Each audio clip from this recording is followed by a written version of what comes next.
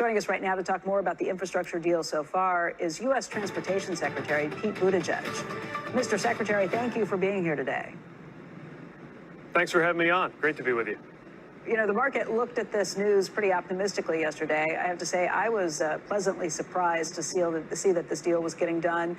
But some of the language we heard later, some of the walking back gave me some pause. The idea that this deal will not be signed by the president unless it's paired with the other half of the deal, the other part of the deal that got kind of split off from this, and similar comments coming from Nancy Pelosi really makes me think that we're not that much closer to getting something done. What do you think? I think this is an extraordinary deal. I mean, when was the last time you saw senators from both parties coming together to do something this big? Look, there are parts of the president's vision for this country that the Republican Party won't support, but there are parts that we really can do together. In fact, the question that's been asked of us for months is, okay, is it really true that when you look at infrastructure, you look at what needs to happen around broadband, around water, around transportation infrastructure, is it really true that even on this, Democrats and Republicans can come together? And yesterday was evidence that the answer is yes. This is going to be great for the country, it's going to be great for the economy, and it's a truly historic level of investment. We're talking about more for passenger rail than has been done since the creation of Amtrak. We're talking about a major investment in our roads and bridges, as well as a lot of things that are going to benefit our sustainability as a country, clean energy transmission, a lot of steps that are going to be critically important, and it's so much better. So much better for the country, so much better for the policy when we can actually do it together across the aisle. Something a lot of Americans were beginning to despair over whether it's possible on any issue. That's how I felt when I heard the president come out with those 10 senators. That's not how I felt when I heard they were tying it all to everything else being done first. I mean, this isn't a deal if you still have to say the other $4 trillion or $6 trillion or whatever it is that Bernie Sanders is working on has to get approved first. And Bernie Sanders himself said, look, you heard it from Chuck Schumer, you heard it from Pelosi, you heard it from President Biden. This is not going to get done unless we get all the rest of it done too. And that made me think, okay, this is not going to get done. No, I think this has been understood from the beginning. You know, most of the senators, most of the Republican senators I've spent time with this year so far understand and accept that there are some elements of the president's agenda that we're not going to be able to do with them, but of course we're going to still pursue them. Republicans have understood and have not asked us to abandon the rest of the president's agenda. I agree. I thought that was always going to get done later, but I didn't think it would be tied to that getting accomplished. My thought was, and I think most of the Republican senators you're talking about, just from speaking with them, thought, yes, we'll do this part of it. We can't agree with the rest of it, but that's okay. They can figure that out later. I don't think they realized that that had to be figured out first before this gets done. I think you lose a lot of them if that's what this is tied to. Well, we're doing them at the same time, and I think the fundamental question is not which month, which date, which part of which bill passes. The fundamental question is, are we going to deliver for the American people? And yes, the American people expect and demand that we deliver things like childcare, other things that aren't in this compromise, like improving veterans' hospitals. Of course, we're going to continue working on that. That's how two tracks strategy works. We'll do one part on the one track and the other part on the bipartisan track, and we are proud of what we were able to put together on this bipartisan track. It's not perfect.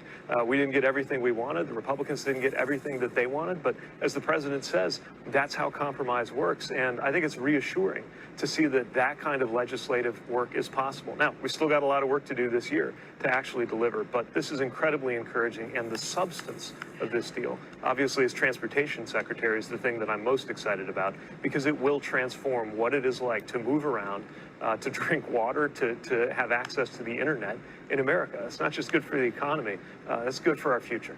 I guess everything, though, hinges on whether you're going to be able to get the 50 votes in reconciliation. Do you have Manchin and Sinema? Have they signed off on some sort of plan for the larger part of this? Because they've been the ones who have expressed lots of concerns.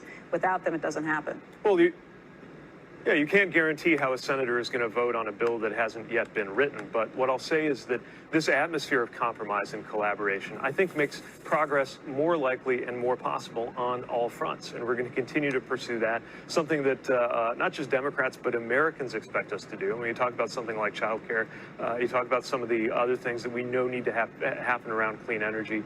These are things that are not just Democratic Party priorities, they're American priorities. But there is a part of the president's vision, an enormous part, a $1.2 trillion part of the president's vision that we can actually do together, that we can do with Republicans and Democrats side by side. That's what you saw yesterday, and that's something I think the country has been hungry for us to do.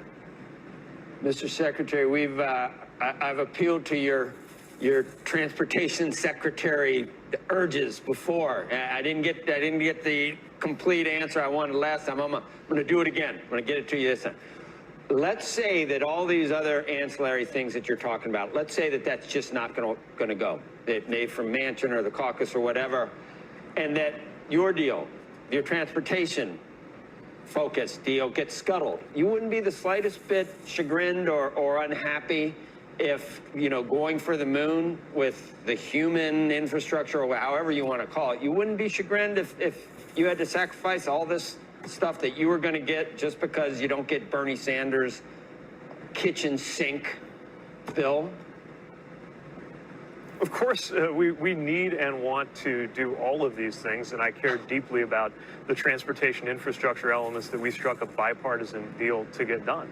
But the American people don't expect us to walk away from childcare. The American people aren't expecting us to walk away from clean energy or these other wildly popular, deeply important policy priorities. It's just that we have a common sense recognition that there are some things that we can do together across the aisle and some things that we can't. It's like the rescue plan. Unfortunately, it was necessary for the rescue plan to be passed on party lines. It still was the right thing to do, and it's making America better off. But it's so much better when we can do at least part of it together, and that's what this deal represents.